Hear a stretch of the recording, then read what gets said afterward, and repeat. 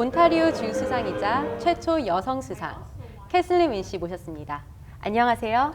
안녕하세요.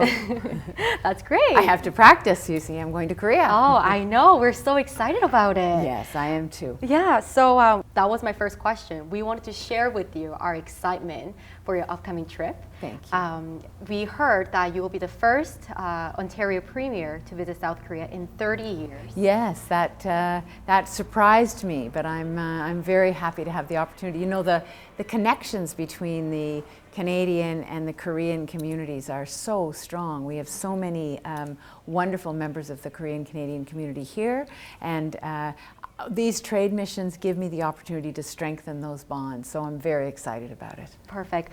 Is there anything particularly that the Korean Canadians should look forward to after your trip?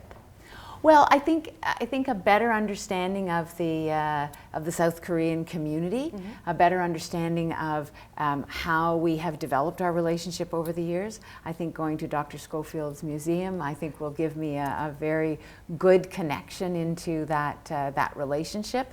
But I think the reality is that we can do more business together, and there can be more partnerships, and I know that there will be some memorandum of understanding and some agreements signed while we're in Korea, and all of that strengthens the relationship. You recently introduced the new Ontario student grant for low and middle income families to help students reach their potential.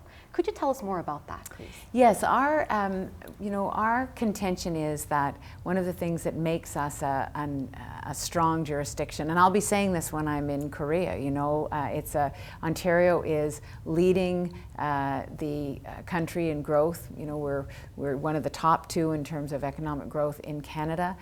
It's a strong place for investment from other countries, Ontario, and businesses are expanding. So the top advantage we have is our educated workforce. And so what we know is we need to make sure that everybody who is able can go to post-secondary education. And young people who live in families where the income is low tend to participate in post-secondary education at a much lower rate.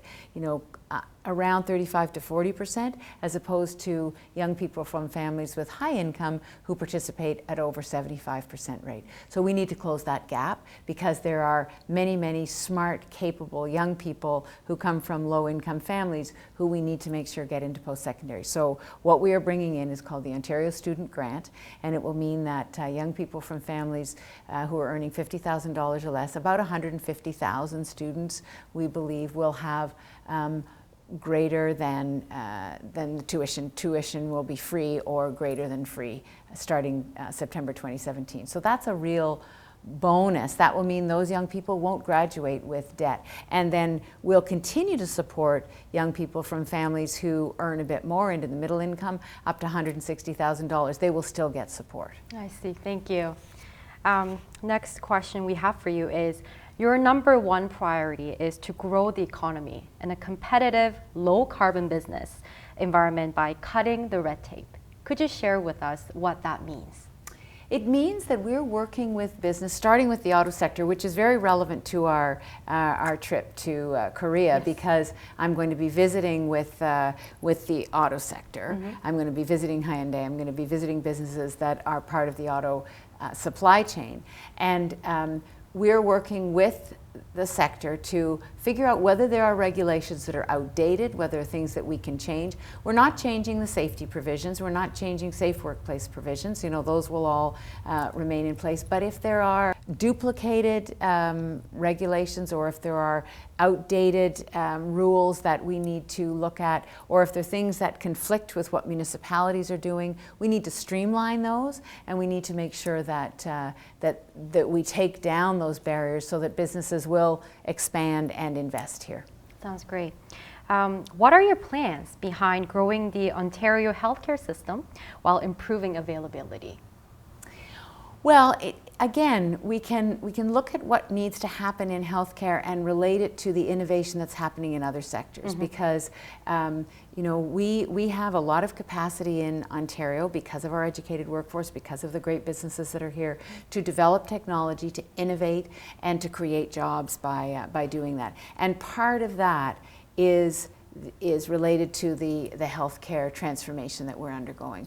We know that people need more care in their homes. We know that people need options in terms of getting care. People who live in more rural communities need access to primary care, whether it's a physician or whether it's a nurse practitioner. People need more care in their homes. And so we're working to provide all of those things, and at the same time find better ways of delivering service. Sometimes that's about a different model, whether it's a family health team or whether it's a community hub. Sometimes it's about actually developing new technology that allows people to get better service wherever they are. It's an ongoing process.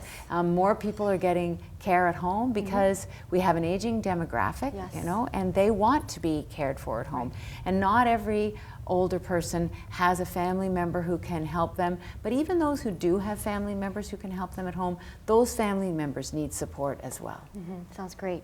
Arirang Korea TV actually participated in the Autism in Mind Gala. And I heard that Ontario wishes to introduce new autism-related programs in the future to provide flexible services based on unique needs. What's your take on that? Well, right now, or the situation we've had up until now, is we've had a lot of kids sitting on wait lists and not getting service. And we know that very intensive therapy works best if it's delivered early in a child's life. So the earlier we can get the diagnosis, the earlier we can get those intensive services, the better. So we've put we're putting about $500 million, so $500 million into autism services to take kids off the wait list and get them service, to make sure that as they get a bit older and as they need a different kind of treatment, that they get that treatment, because there's a continuum. That very intensive service is good in the early years, and then it needs to continue sometimes.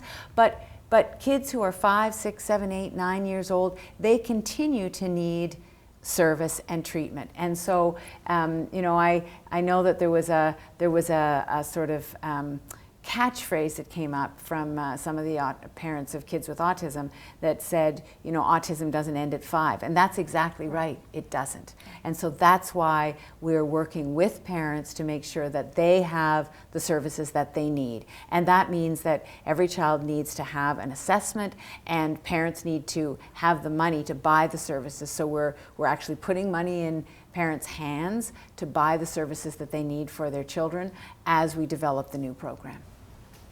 Our last question relates to what just happened over the weekend. Just recently, regarding Ontario Hydro bills, you openly electricity admitted, bills, yes, yeah. You openly admitted that you had made a mistake, and we don't often hear that from politicians. How did you feel about making such statement, and how easy or how hard was it for you to openly make that kind of statement? Well, thank you for asking that question. You know, what is hard for me is realizing that there are people in the province who are having a lot of trouble paying their electricity bills. I didn't realize that on the weekend. I realized that some time ago. We've already been making changes because we've had to invest billions of dollars into the electricity system to build it up. It was in a serious state of degradation when we came into office in 2003 under the previous premier. We have cleaned up the air. We've built over 10,000 kilometers of line around the province. So there was a lot of investment that had to be made to make the system reliable and clean, and we've done that. But there's a cost associated with that, and so we've been working to take costs off people's bills. We took the debt retirement charge off. We put in place the Ontario Energy Support Program for people living on low incomes. And January 1st, everyone will get an 8% reduction. We're taking the provincial portion of the HST off people's bills. But what I was saying on the weekend was, we know we need to do more.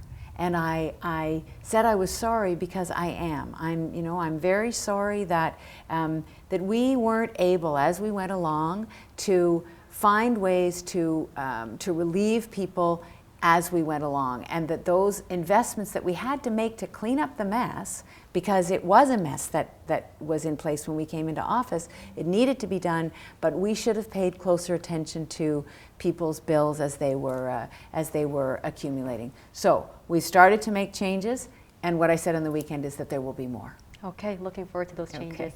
Thank you very much for joining us today, and we look forward to following up with you on your Yes, trip. absolutely. Thank Have a you. great time in Korea. Thank you very much. Thank you.